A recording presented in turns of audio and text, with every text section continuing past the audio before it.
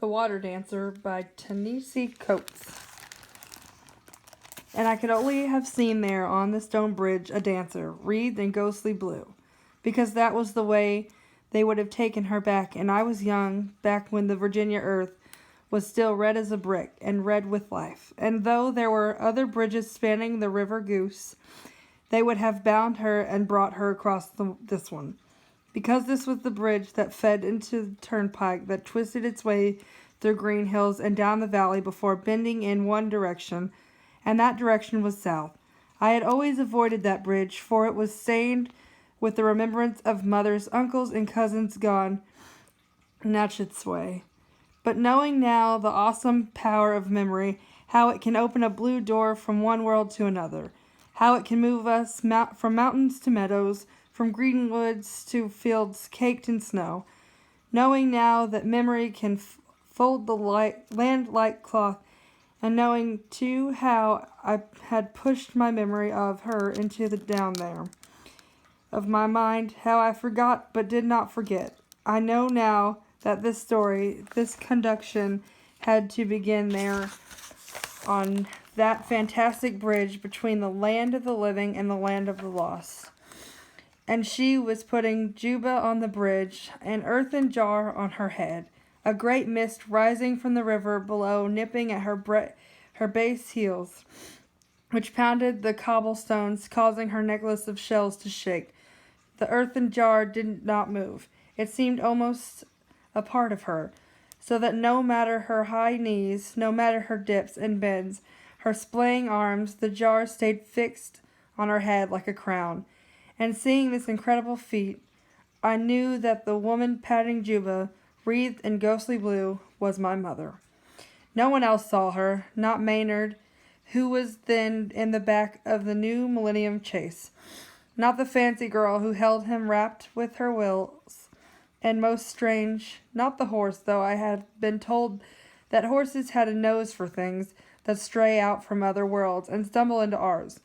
No, only I saw her from the other worlds and stumble into ours. No, only I saw her from the driver's seat of the chase, and she was just as they described her, just as they said she'd been in the olden days, when she would leap into a circle of all my people, Aunt Emma, young P, Honus, and Uncle John, and they would pound their chests, and slap their knees, urging her on in double time, and she would stomp the dirt floor hard, as if crushing a crawling thing under her heel, and bend at the hips and bow, then twist and wind her bent knees in union with her hands. The earthen jar still on her head, my mother was the best dancer at Lochless. That is what they told me, and I remembered this because she gifted me with none of it, but more I remembered because it was the dancing that brought her to the attention of my father, and thus had brought me to be. And more than that, I remembered because I remembered everything, it seemed, except her. It was autumn now, the season when the races came south. That afternoon Maynard had scored on a long-shot thoroughbred, and though this might at last win the esteem of Virginia quality he sought. But when he made the circuit around the great town square, leaning back, way back in the chase, and grinding large, the men of society turned their backs on him and puffed on their cigars. There were no salutes. He was what he would always be, Maynard the goof, Maynard the lame, Maynard the fool, the rotten apple who'd fallen many miles from the tree. He fumed and had me drive to the old house at the edge of our town, Starfall, where he purchased himself a night with a fancy, and had the bright notation to bring her back to the big house at Lochless, and most faithfully, in a sudden bout of shame, insisted on leaving the back way out of town, down Dumb Silk Road, until it connected to that old turnpike, which led us back to the bank of the River Goose. A cold, steady rainfall, as I drove, the water dripping down from the brim of my hat, puddling on my trousers. I could hear Maynard in the back, with his games, putting his carnal boast upon the fancy. I was pushing the horse as hard as I could, because all I wanted was to be home and free of Maynard's voice, though I could never, in this life, to be free of him. Maynard, who held my chain, Maynard, my brother, who was made my master, and I was trying all I could to not hear, searching for distraction, memories of corn shucking, or young games of blind man's buff. But what I remember is how those distractions never came, but instead there was a sudden silence, erasing not just Maynard's voice, but all the small sounds of the world around.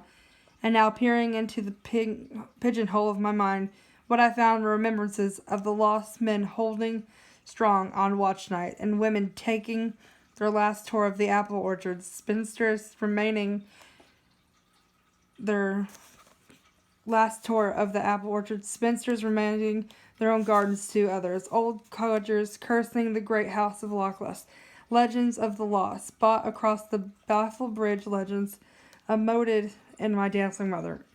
I yanked at the reins, but it was too late. We barreled right through, and what happened next shook forever my sense of cosmic order. But I was there, and I saw it happen. I have since seen a great many things that expose the ends of our knowledge, and how much more lies beyond it. The road beneath the wheels disappeared, and the whole of the bridge flew away. And for a moment I felt myself floating on, or maybe in, the blue light. And it was warm there, and I remember that brief warmth, because just as suddenly as I floated out, I was in the water, under the water, and even as I tell you this now, I feel myself back there again, in the icy bite of the river goose. The water rushing into me, that particular burning agony that comes only to the drowning. There is no sensation like drowning, because the feeling is not merely the agony, but a bewilderment at so alien as circumstance. The mind believes that there should be air, since there is always air to be had, and an urge to breathe is such a matter of instinct that it requires a kind of focus to belay the order. Had I leaped from the bridge myself, I could have accounted for my new situation. Had I fallen over the side, I would have understood, if only because this would have been imaginable. But it was as though I had been shoved out a window, right into the depths of the river.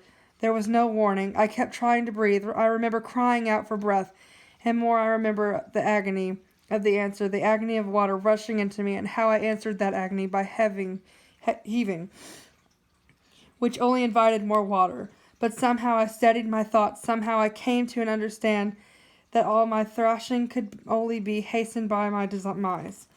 And with that accomplished, I noted that there was a light in one direction and darkness in another, and deduced that the dark was the depths of the light was not. I whipped my legs behind me and stretched out my arms toward the light, pulling the water until, last coughing reaching, I surfaced. And when I came up, breaking through the dark water and into the diorama of the world, storm clouds hung by unseen thread, a red sun pinned low against them, and beneath that sun, hills dusted with the grass. I looked back at the stone bridge, which must have been, my God, a half-mile away. The bridge seemed to be almost racing away from me, because the current pulled me along, and when I angled myself to swim toward the shore, it was that current still, or perhaps some unseen eddy beneath pulling me down the river. There was no sign of the woman whose time Maynard had so thoughtlessly purchased, but whatever thoughts I had on her behalf were broken by Maynard making himself known, as he had so often, with hue and cry, determined to go out of the world in the self-same manner that he'd passed through it. He was close by, pulled by the same current. He thrashed in the current, yelled, treaded a bit, and then disappeared under, only to reappear again seconds later, yelling, half-treading, thrashing. "Help me, Hill!"